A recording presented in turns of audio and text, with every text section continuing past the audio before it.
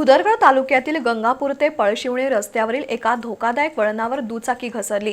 या अपघातात पळशिवणे इथल्या 59 वर्षाच्या अंगणवाडी सेविका सुनीता ज्योतिराम पोवार आणि 70 वर्षाचे शामराव तुकाराम चव्हाण यांचा जागीच मृत्यू झाला, तर 65 वर्षाचे ज्योतिराम चिनू पोवार गंभीर जखमी झाले असून त्यांच्यावर कोल्हापुरातील खासगी रुग्णालयात उपचार सुरू आहेत।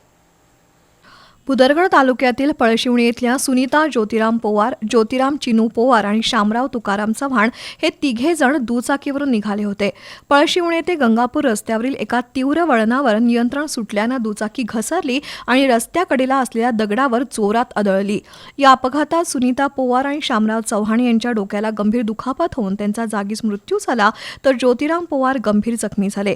अपघातानंतर आजूबाजूच्या नागरिकांनी घटनास्थळी धाव घेऊन मदतकार्य सुरू केलं। दरम्यान या अपघातामुळे पळशिवणे गावावर शोककळा पसरली आहे। अंगणवाडी सेविका सुनीता पोवार या गावातील सामाजिक कार्यात सक्रिय असायच्या। त्यांच्या निधनामुळे प्रचंड हळहळ व्यक्त होतीये।